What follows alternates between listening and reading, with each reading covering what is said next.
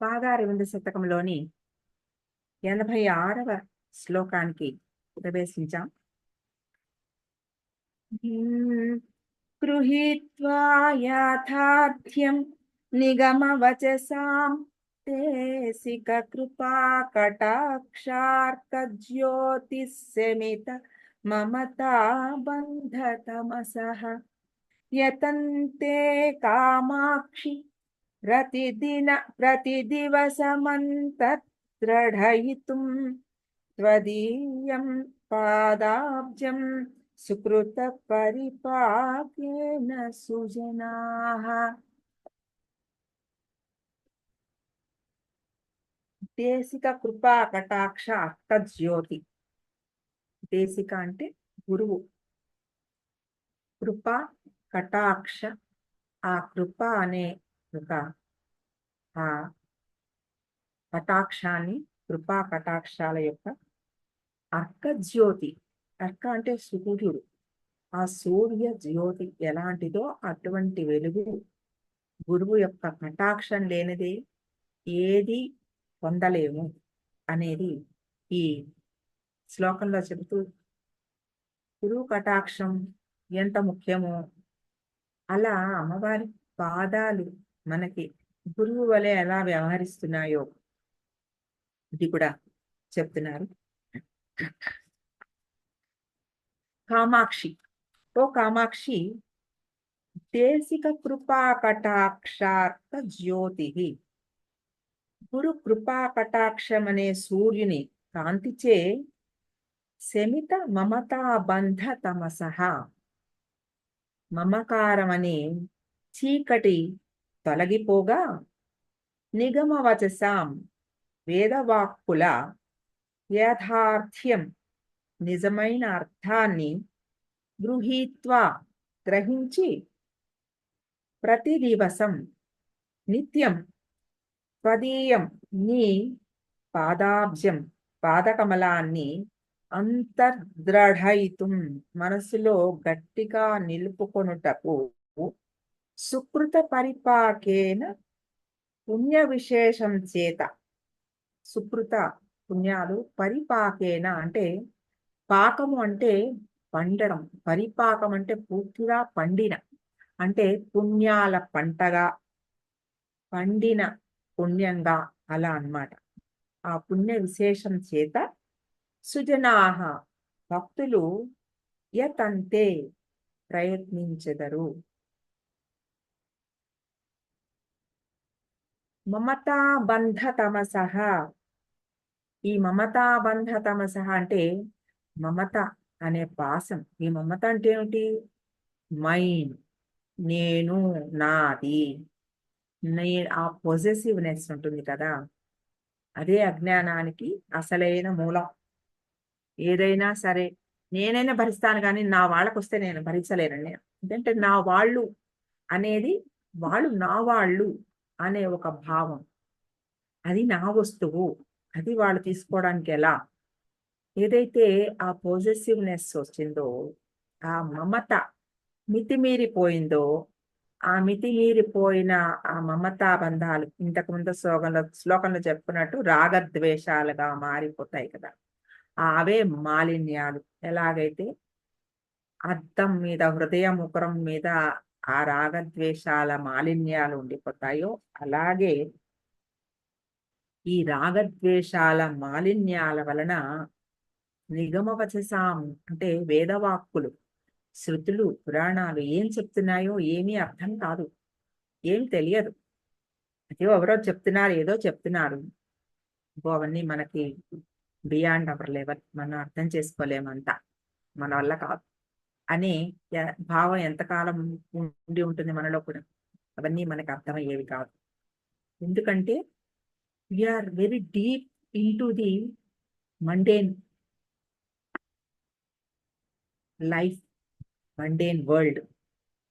ఇటువంటి లౌకిక ప్రపంచంలో మమతల మూడులతోటి చిక్కుకుపోయి, ఆ చిక్కుల్లో ఇరుక్కుపోయి ఉన్న ఆ సాధకుడు ఎప్పుడైతే గురువు కటాక్షాన్ని పొందుతాడో ఆ గురువు కటాక్షం అనేది ఎలా పనిచేస్తుందిట?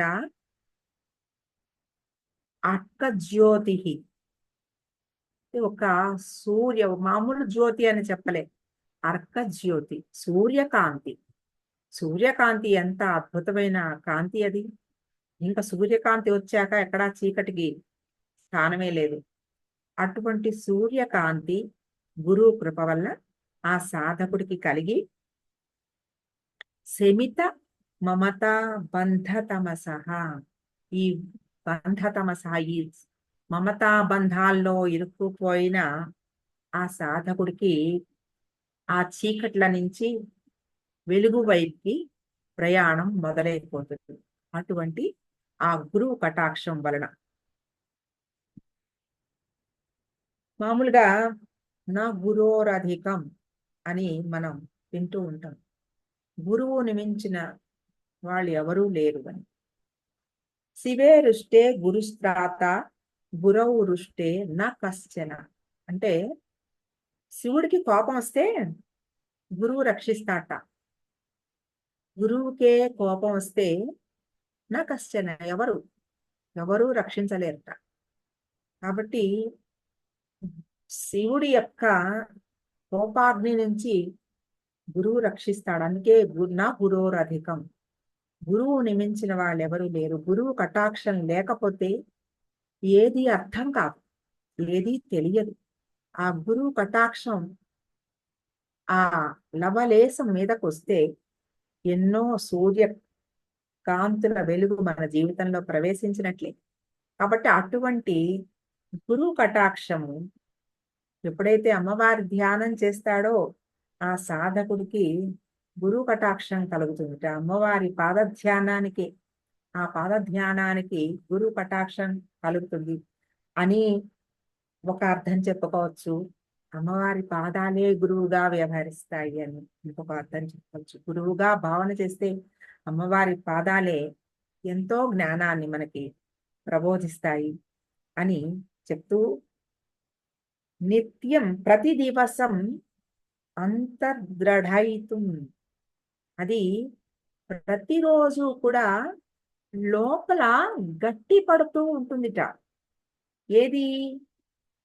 యాదార్థ్యం నిగమవచసాం, ఆ వేదవాక్కుల్లో ఉన్న సత్యమేదో అది అవగతమవుతూ, అంటే వెలుగులోకి వచ్చాం కదా, అన్నీ కనపడుతూ అర్థమవుతూ అవన్నీ ప్రతి దివసం అంతర్దృఢయితం, చాలా అది గట్టిగా, అది దృఢంగా, అది లోపల పునాదులు నిర్మితం అవుతుందన్నమాట.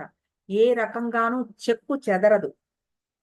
అటువంటి ఆ గొప్ప ఆ జ్ఞానము, ఆ దృఢమైన జ్ఞానము ఆ గురువు కటాక్షం వలన ఎలా లభిస్తుంది? యతంతే, ప్రయత్నించడం వలన, సుజనాహ సుకృత పరిపాకేన. సుజనాహ అంటే భక్తులు. ఏ భక్తులైతే సుకృత పరిపాకేన, సుకృతాలు చేయగా చేయగా చేయగా, ఇంత ముందర శ్లోకంలో మనం చెప్పుకున్నట్టు శరణాగతి కోరగా ఈ లోపల ఆ సుకృత పరిపాకేన, ఆ పుణ్యాల పంటగా ఆ అమ్మవారి పాద ధ్యానం మీదకి మనసుని మళ్ళిస్తాట గురువు. ఆ ఎప్పుడైతే ఆ మనసు మళ్ళిందో ఆ నిగమవత్సం వేదవాక్కుల యొక్క ఆ జ్ఞానం అంతా కూడా, నిన్నటిదాకా ఇది అర్థం కాలేదు, ఇప్పుడు ఎలా అర్థమైంది అంటే, ఆ జ్ఞానము మనలో ఉన్న చీకటిని తొలగించి ఆ లోపల వెలుగు ప్రసరింపచేయంగానే ఆ జ్ఞానాన్ని అర్థం చేసుకోగలిగిన శక్తి సాధకుడికి, ఆ భక్తుడికి కలుగుతుంది. అటువంటి కృప అమ్మవారి పాదాలకి ఉంది. కాబట్టి ఏదైనా ఆ వేదాల్లో చెప్పిన నిగమవచసాం యాథార్థ్యం, వేదాల్లో చెప్పిన ఎన్నో విషయాలు, ఎన్నో విశేషాలు తెలియవు. అవి తెలుసుకుంటే తప్ప మనకి ఆ మోక్ష మార్గంలోకి వెళ్ళాలనే భావం రాదు. ఆ భావం వస్తే తప్ప మనకి మోక్షం సిద్ధించదు. ఇవన్నీ ఒక్కసారి ఆ గురువు కృప, కటాక్షం మన మీద పడంగానే అది ఎంతో తేలికగా మోక్షానికి దారితీస్తుంది అని ఈ గురువు కృపా కటాక్షాల రూపంగా అమ్మవారి పాద గురువు కూడా మనకి అటువంటి కటాక్షాన్ని ప్రసాదించి ఆ వేదవాక్కుల్లోని పూర్తి జ్ఞానాన్ని మనకి బోధించి ఆ భావం అంతా కూడా మనకి వంట పట్టాలి. అందుకనే తెలుసుకోవడం వలన ఉపయోగం లేదు. ఇది అవలంబించగలిగడం, అది మన వంట పట్టడం. ఏది తెలుసుకున్నా ఇది ఇందాక శరణాగతిలో మనం చెప్పుకున్నట్టు సర్వస్వ శరణాగతి. అన్ని ఎందులో అయినా అదే ఉంది. ఏ పనిలో అయినా ఆ ఆ జ్ఞానాన్ని తెచ్చుకోగలిగిన పని అవ్వలేదు, దీని యందు వెనకాల వేరే అర్థం ఏదో ఉంది, ఇప్పుడు ప్రస్తుతం అవ్వడం మనకి మంచిది కాదు. లేదా పని అయిపోయింది, అమ్మ అనుగ్రహం వలనే అయింది, ఇందులో నాదేమీ లేదు. ఇటువంటి ఈ నిజం ఇదే. నేను చేస్తున్నాను అనుకుంటే నా ద్వారా అమ్మ చేయిస్తోందనే జ్ఞానం తెలుసుకోవాలి. నేను కాదు చేస్తున్నది. కాబట్టి ఆ నేను అనేది విషయంలో నుంచి తీసేస్తే, విక్షేపణ చేస్తే అంటే తీసేస్తే అందులో నుంచి, అప్పుడు అంతా అమ్మవారి యొక్క శుద్ధ సత్వగుణమే మనకి అర్థమవుతూ ఉంటుంది. మన తత్వం ఏమీ లేదు ఇందులో, అంతా అమ్మవారి సత్వమే. ఇందాక శ్లోకంలో చెప్పుకున్నట్టు పాదరజము, ఆ పాదరజానికి రజోగుణం లేదు, శుద్ధ సత్వమే. అటువంటి ఆ సత్వము ఆ మనలో కూడా పూర్తిగా ఆ అమ్మవారి కృపా కటాక్షం గురువుగా మనలో ఆ జ్ఞానాన్ని సాధించాలి అని ఈ శ్లోకంలో చెప్పారు. గృహీత్వా యాథార్థ్యం నిగమవచసాం దేశిక కృపా కటాక్షార్క జ్యోతిస్యమిత మమతా బంధతమసః యతంతే కామాక్షి ప్రతిదివసమంతద్రఢయితుం త్వదీయం పాదాబ్జం సుకృత పరిపాకేన సుజనాః.